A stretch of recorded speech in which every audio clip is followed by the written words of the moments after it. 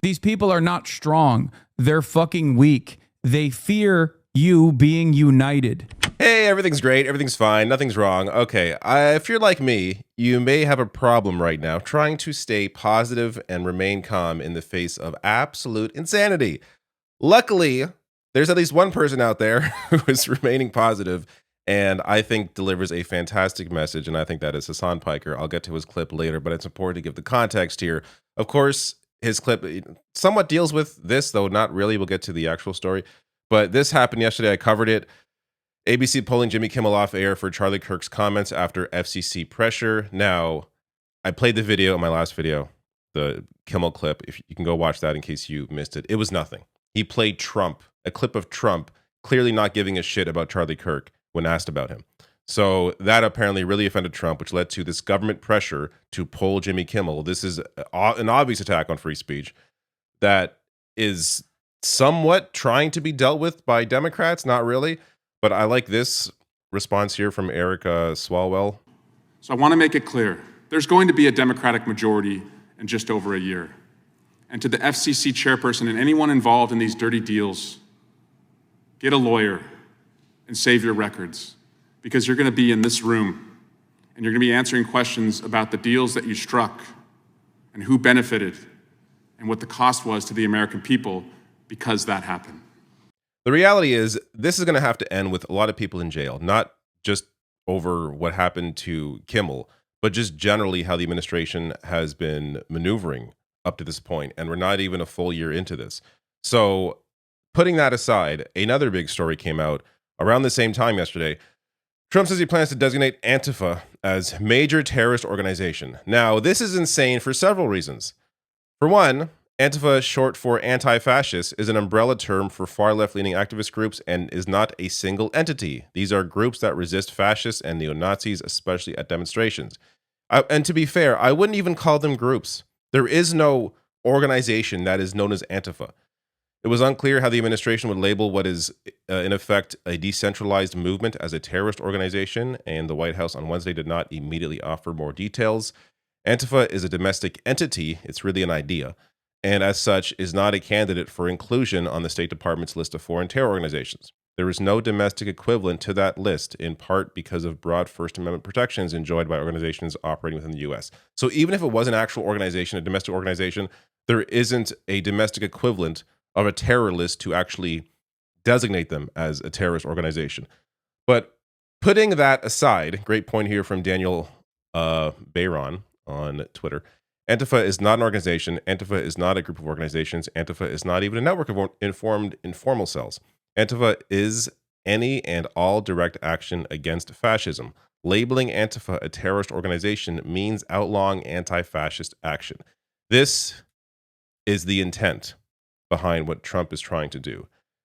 This gets to Hasan Piker. I am an anti-fascist, okay? Fuck this administration. This administration is a fascist one. I am an anti-fascist. What the fuck are we doing? What's next? Are they going to openly go, nope, we are a fascist government now? They're going to just say that? Is that what we're doing? Because anti-fascism is just fascism. Bro, don't say that right now. Oh, what the fuck? Get out of here, dude. Listen, you need to understand something, okay? These people are not strong. They're fucking weak. They fear you being united, okay? We have the numbers. There are Americans of good conscience everywhere, okay? And because they're so fearful that if the people stand united, that they'll never be defeated, that they try to pick apart. They try to divide the masses. They try to make an example out of people, okay? And when institutions don't actually respond in defense of the citizens, in a country like the United States of America especially, okay, if institutions don't respond, if people don't respond, if they actually obey in advance, then regardless of how weak they are, regardless of how fearful they are, they win. And it doesn't stop. When they get a victory, they do not stop. That just emboldens them to dig deeper. This is how it fucking works. They do not have enough confidence. They do not have the numbers. There is a lot of discontent against this administration. They do not have the numbers. They can't even get the fucking National Guard to be deployed everywhere. They can't do that. And even if they were to do that, there is no guarantee of success because the National Guard is also comprised of your fucking neighbors, okay? There's no guarantee that those guys are going to be like, all right, well, we're loyal servants of fascism now. These are the actions of a weak administration.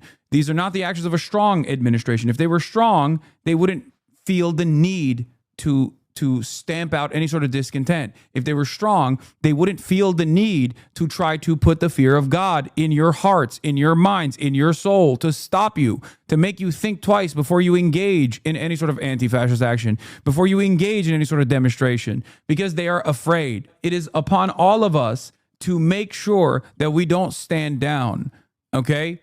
Today will be the easiest day for you to express your discontent. Tomorrow, it will get harder. And the day after, it will be even harder than that. And the less we express our discontent, the less we express our frustrations, the more this administration will feel emboldened to do more of the same. It's important to be reminded, Trump is weak. The administration is weak. They would not be doing what they are doing if they were strong. They know they don't have the numbers on their side.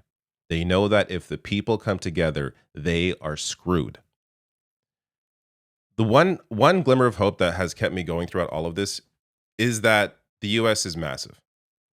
It's not as if this is a tiny country where the sort of actions that the White House is taking has a complete chilling effect over everybody in every corner in every state. No, America is huge. 50 states. Most people are not on the side of what Trump is doing, and it's impossible for him to be able to control what people do, what people think, what people say, because there's simply too many people. There are too many avenues. It's not just about, what's on television. It's also about online. It's impossible for him to control everything, and he simply doesn't have the numbers militarily to control everything within its borders. So keep this in mind.